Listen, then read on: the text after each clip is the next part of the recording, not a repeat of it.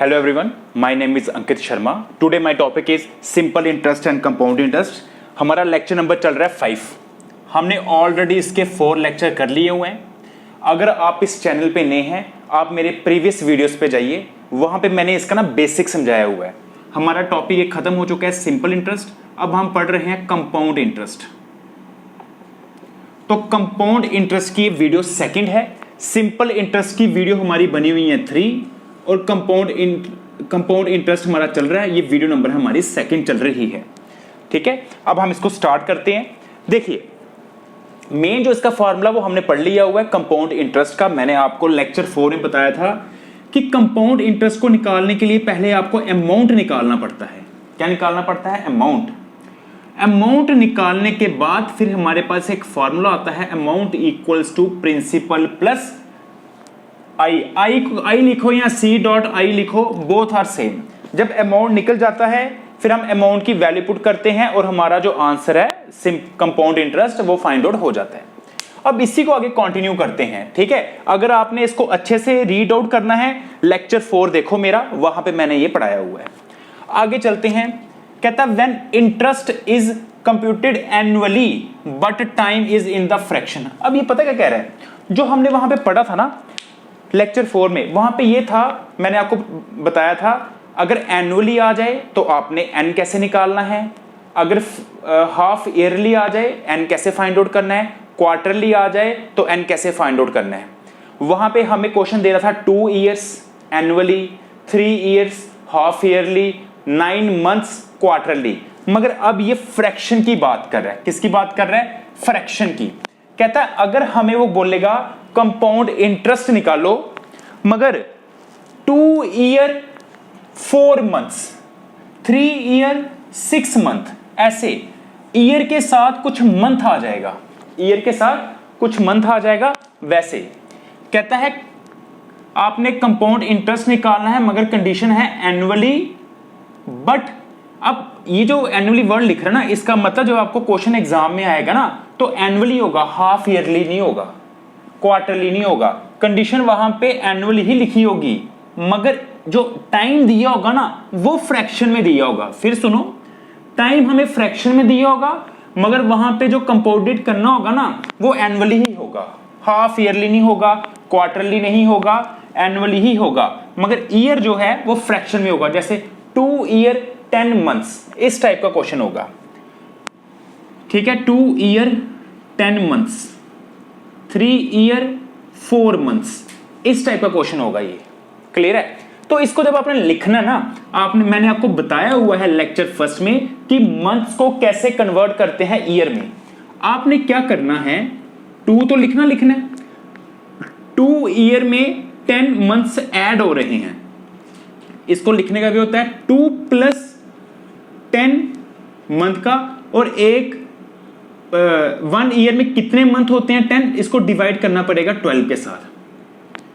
जब मैं इसको डिवाइड करूंगा ना, ये एक एग्जैक्ट आंसर बनेगा, ईयर में कन्वर्ट हो जाएगा. किस में कन्वर्ट हो जाएगा? ईयर में. मंथ को आपने ईयर में कन्वर्ट किया हुआ है, मैंने लेक्चर 1 में बताया हुआ है. ये जब भी आपने मंथ को कन्वर्ट करना है ईयर में, उसको डिवाइड करना पड़ेगा 12 के साथ. तो इसको सॉल्व करके अभी भी लिख सकते हो 5/6. तो ये ईयर में कन्वर्ट हो गया. इसको जब लिखना हो 3 ईयर प्लस 4 और 1 ईयर में कितने मंथ होते हैं 12, ये कन्वर्ट हो जाता है. क्लियर है? अगर मैं इसको 5 यही रखूं 10/12, ये सपोज. अब इस टर्म को ना, इस टर्म को आप ऐसे भी लिख सकते हो 3, 4, 12. इन दोनों का एक ही मीनिंग है. अगर आप इसको सॉल्व करोगे सेम आंसर आएगा. लो इसका एलसीएम कितना आ गया? 36 प्लस 4 40, ये लो एलसीएम. फिर 36 प्लस 4 40. ठीक है, 12 3 36 प्लस 4 40. आपने क्या करना है, जब भी आपका ये प्लस आएगा ना, आपने इसको इस फॉर्म में कन्वर्ट करना है. क्लियर है? जैसे 2 प्लस 10/12 है, इसको आप लिख सकते हो 2 10/12. इसका और इनका सेम आंसर है. जब हम इसका एलसीएम लेंगे 24 होगा. ये भी तो ऐसे ही होता है, 12 इंटू 2 24 प्लस 10 +10, तो सेम आंसर आता है। तो ये कन्वर्ट करना मैंने आपको सिखाया कि आपने कन्वर्ट करना कैसे है। अब वो कह रहा है या तो आपका क्वेश्चन ऐसे दिया होगा फ्रैक्शन में, इस टाइप की मिक्स्ड फॉर्म होगी, या तो ऐसे दिया होगा। क्लियर है? या तो इस फॉर्म में फ्रैक्शन में आएगा या तो इस फॉर्म में आएगा। तो आपने ये फार्मूला इस टाइप का होगा, n आपका होगा 2, y आपका होगा 10, z आपका होगा 12। इस वे से आपने चलना है। क्लियर है? इधर n होगा आपका 3, y होगा आपका 4, z होगा आपका 12। ये इसकी वैल्यूज हैं। अब आपने क्या करना है, अब कह रहा है अगर फ्रैक्शन में आ जाए उसका अलग फॉर्मूला है। और इस एक चीज और बताऊंगा इसके बाद। कहता है ये फिर उस केस में फॉर्मूला आ गया, p bracket start 1 plus r by 100, power में जो यहां पे नंबर होगा वो इधर आ जाएगा, bracket start 1 plus y by z r by 100। r क्या होता है? रेट। रेट क्या लगाना है? इंटरेस्ट क्या देना है। अगर हम बैंक से लोन ले रहे हैं तो बैंक वाले हमारे पे क्या रेट ऑफ इंटरेस्ट लगा रहा है, ये r है। आपको पता होना चाहिए p क्या है, p प्रिंसिपल है, r है रेट ऑफ इंटरेस्ट, n होगा जो फ्रैक्शन में ये नंबर होगा, आगे 1 प्लस y होगा जो ऊपर होगा, z होगा जो नीचे होगा, ये रेट फिर आ गया, फिर 100 आ गया, और n ये हो गया, और a होती है अमाउंट। जब अमाउंट निकल जाएगा ना, फिर आप सेम वही फार्मूला कंपाउंड इंटरेस्ट का लगाना, अमाउंट माइनस p, वो आपका आंसर आ जाएगा। चलते हैं इसको आगे करते हैं। कहता फॉर ₹5000, ये आपका p बन गया। क्या बन गया? p। रेट कितना दे रहा है? 30, r इक्वल टू 30। टाइम कितना है? 3 years and 10 months। Find compound interest निकालना है। अब कंपाउंड इंटरेस्ट डायरेक्ट तो निकलता ही नहीं है, पहले आपको अमाउंट निकालना पड़ता है। ये मैंने लेक्चर 4 में बताया था, पहले आप अमाउंट निकालो फिर कंपाउंड इंटरेस्ट निकलता है। अब अमाउंट निकालने के लिए आपको क्या क्या चाहिए? p दिया हुआ है, r गिवन है, और टाइम को पहले ईयर में कन्वर्ट करो। 3 year 10 months, मंथ्स को ईयर में कन्वर्ट करो। 3 प्लस ये आ जाएगा 3 प्लस 10 बाय 12। आप इसको कैंसिल भी कर सकते हो, 5 6। तो यहां तो इसको ऐसे लिखो 3 10 12, ये लिख लो। क्लियर है? कंपेयर करोगे, n आपका 3 है, y आपका 10 है, z आपका 12 है, ये वैल्यू आ गई। अब आपने क्या करना है? कंपाउंड इंटरेस्ट निकालना है। p आपको गिवन है, और मगर ये एनुअली निकलता है, एनुअली, ये यहां पे नहीं हाफ ईयरली क्वार्टरली, ये नहीं, फिर नहीं फार्मूला चलता ये वाला। कंपाउंड इंटरेस्ट ये आ गया p, ये आ गया r, ये टाइम आ गया। टाइम को मैंने चेंज किया हुआ, इस फॉर्म को आप यहां पे कन्वर्ट कर सकते हो, तो मैंने आपको बता दिया स्टार्टिंग में। लगाइए formula, p 1 plus r by 100 power में n, 1 plus y by z dot r by 100। Value put करो। r कितना है? 30, n कितना है? 3, y कितना है? 10, z कितना है? 12, r कितना है? 30 बाय 100। सॉल्व करना है। 0 0 कैंसिल, 3 बाय 10, 0 0 कैंसिल, 0 0 कैंसिल, कितना आ गया? 3 बाय 12। इसको सिंप्लीफाई करो, 10 का एलसीएम लो, 10 प्लस 3 बाय 10, 12 ले आओ, इसको कैंसिल करो, 1 बाय 4। आगे कैलकुलेशन करनी है। 1 बाय 4 ये बना 13 बाय 10, 3 5 बाय 4, इसको 3 टाइम्स लिखना है, 13 13 13, इसको भी 3 टाइम, 10 10 10 बाय 5 बाय 4। कर लो सॉल्व, 0 0 0, ये 3 कैंसिल, इनको मल्टीप्लाई किया। क्लियर है? 5 इंटू 13 इंटू 13 इंटू 13, या इनको डायरेक्ट कर लो अगर आपको आता है। 5 5 25, 13 13 169 इंटू 13 करो। इनको जो भी मल्टीप्लाई करके आएगा ना, आपको डिवाइड करना पड़ेगा 4 से। तो इसका अमाउंट जो निकला ना, वो इस वे से निकला, ये अमाउंट है। कैलकुलेशन, अब जब आप एग्जाम में सपोज वहां पे आ जाता है अमाउंट फाइंड आउट करो, तो अगर वहां पे 4 आंसर हुए, तो आप जब इनको मल्टीप्लाई करोगे ना, जब लास्ट में 2 डिजिट को मल्टीप्लाई करोगे ना, आप देखते जाना कौन सा आंसर मैच होते जा रहा है। जो आंसर मैच होता जाएगा उसको टिक मारते, जो आंसर मैच नहीं होगा उसको क्रॉस करते जाना। कई बारी फर्स्ट आंसर से ही हमें पता चल जाता है कि 5 2 यहां तक ही करोगे तो आपका आंसर मैच कर जाता है।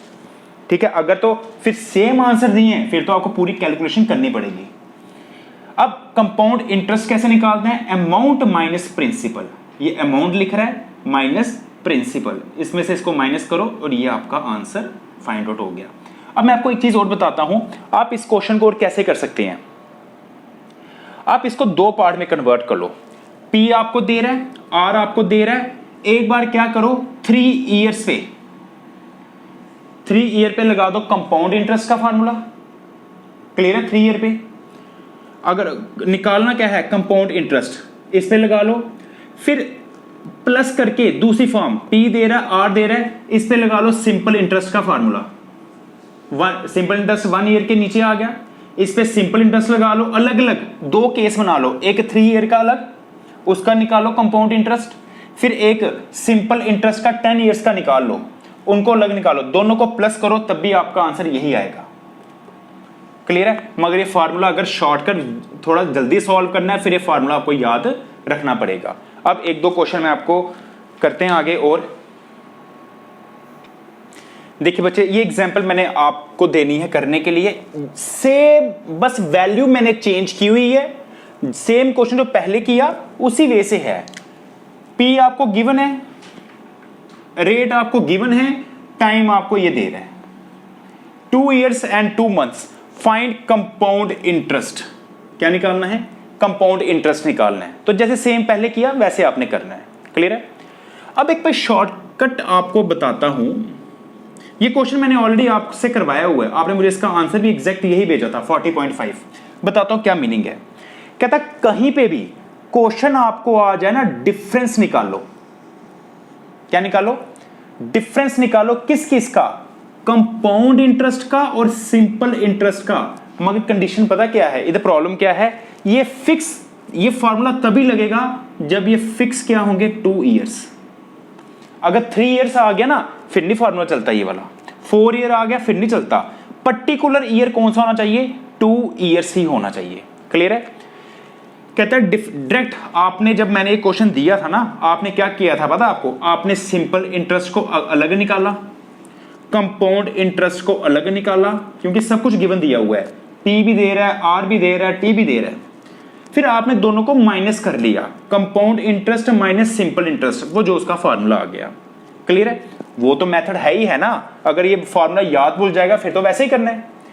ये कह रहा है कि एक डायरेक्ट शॉर्टकट क्या है इसका, अगर आपके पास फिक्स है 2 ईयर्स और कंपाउंड इंटरेस्ट सिंपल इंटरेस्ट आपने फाइंड आउट करना है, तो ये इसका फार्मूला बन जाता है। D stands for difference PR square divided by 100 square. ये या तो इस मेथड से निकाल लो या तो इस मेथड से निकालो। Simple interest into R rate divided by 200। Clear है? D equal to PR square 100 square is equal to simple interest, पूरा क्वेश्चन सॉल्व करना है, सिंपल इंटरेस्ट इनटू R है डिवाइडेड बाय 200। तो दोनों फॉर्मूला, एक क्वेश्चन को इस फार्मूले से भी करूंगा, इस क्वेश्चन को इस फार्मूले से करूंगा, आंसर आपका सेम आ जाएगा। अब हम इसको करते हैं।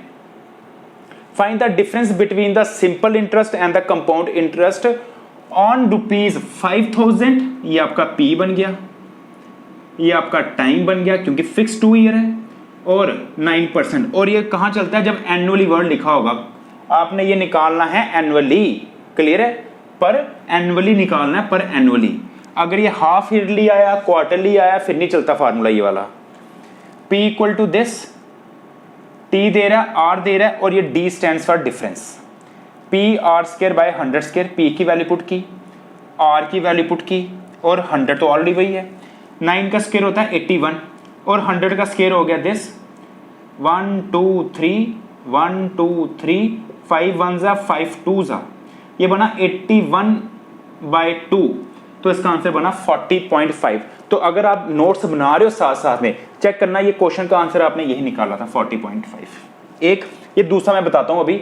अब एक चीज मैं आपको और बताता हूं, कई बार क्या होता है, हमें क्वेश्चन में डिफरेंस गिवन होता है कि हमें वो बोलेगा कि difference between simple interest and compound interest is, ये गिवन बन जाता है, और P भी हमें दिया होता है, कहता है R निकालो। ये 3 वैल्यू हैं, D P R square, 2 given होनी चाहिए, तीसरी निकल जाती है। जैसे इस क्वेश्चन में P और R गिवन है, D निकल गया।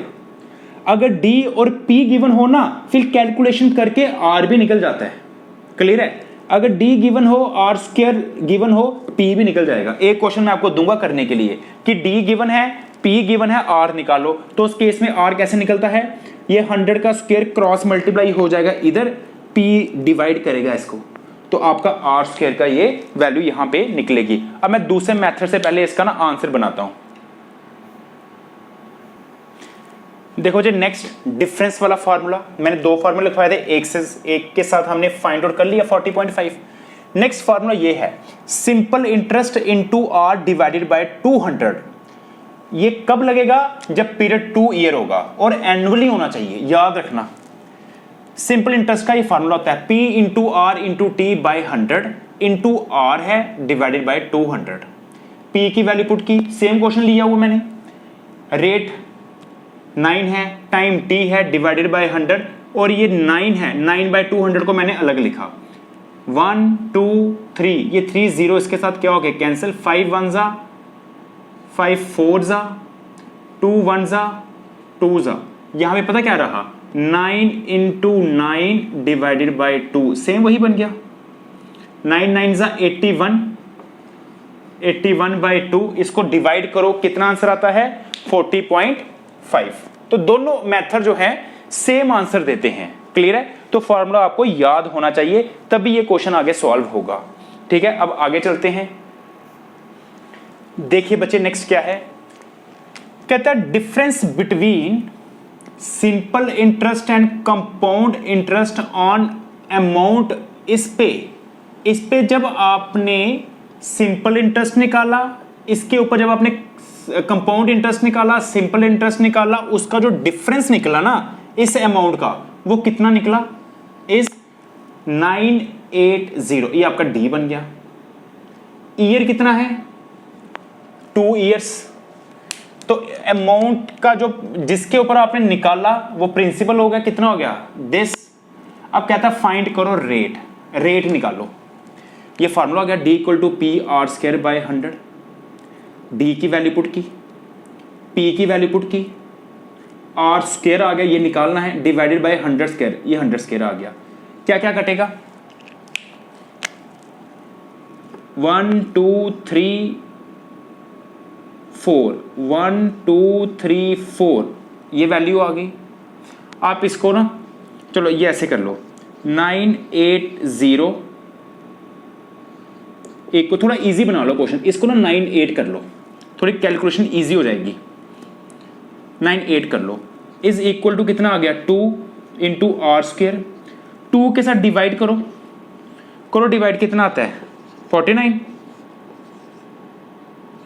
8 4 1 8 9, 49 आया, इक्वल टू आर स्क्वायर। तो आर स्क्वायर की वैल्यू, रेट क्या निकला, अंडर रूट 49, तो रेट आपका निकला 7% रेट ऑफ इंटरेस्ट है। अगर आप जीरो लगा भी लोगे ना, कोई गलत हो रही है, ये जीरो आ गया तो डिवाइड करेगा 2 इक्वल टू आर स्क्वायर। फिर जो भी इसका डिवाइड करके आंसर आएगा, करो इसको डिवाइड, कितना आ गया 490। फिर जब वो आएगा ना डिवाइड करके, पहले डिवाइड देख लो, ये उन बच्चों के लिए है जिनका मैथ सब्जेक्ट नहीं है। 4 8 1 8, कितना आ गया 9, अगर 0 एक्स है तो 0 ऊपर लगा लो, क्लियर है। ये equal to R square, square को शिफ्ट करो तो under root rate of interest, इसको आपको रूट को निकालना पड़ेगा कि ये क्या रूट होगा, मगर इतना लेंथी क्वेश्चन नहीं आता, जो भी आता है बड़ा सिंपल क्वेश्चन आता है वैल्यू निकालने के लिए। तो रेट ऑफ इंटरेस्ट यहाँ तो 7 लिखा होगा, यहाँ तो 8 लिखा होगा, यहाँ तो 9 लिखा होगा, वो डायरेक्ट आंसर बनेगा आपका 7%। अगर आ जाता है रूट 50 तो इतना पता आपको 7 पॉइंट समथिंग होगा। रूट 39 ये ऐसे बन जाएगा, इतना पता आपको। ये किस दो परफेक्ट स्क्वायर के बीच में है, एक 6 और एक 7, तो जो भी रेट ऑफ इंटरेस्ट होगा 6 पॉइंट समथिंग होगा। तो देख लेना ना उधर आंसर में क्या दे रहे हैं आंसर, अगर 6 पॉइंट समथिंग हुआ एक ऑप्शन, दूसरा ऑप्शन 7 पॉइंट समथिंग, फिर 8, फिर 9, तो आपको पता है रूट 39 है तो वो तो 6 पॉइंट समथिंग ही होगा ना, क्लियर है। तो ये था हमारा आज का लेक्चर। बच्चे प्रैक्टिस करो, जो क्वेश्चन मैंने दिया हुआ है कमेंट सेक्शन में उसमें आंसर भेजना उसका, ठीक है। वीडियो अगर आपको पसंद आ रही है, इसको बच्चे शेयर भी करना, लाइक करो और कमेंट्स भी देते जाना। शेयर जरूर करो, क्योंकि आगे आपकी जितनी भी पोस्टें आने वाली है ना, चाहे वो सब इंस्पेक्टर की है, चाहे वो बैंक की है, चाहे वो JKSSB की है, मैंने यहाँ पे डिटेल में सारा वो वाले जितने भी टॉपिक होंगे ना, सब करवाने हैं यहाँ पे 1 by 1, मगर टाइम लगेगा उसको, मगर होगा जरूर। थैंक यू बच्चे।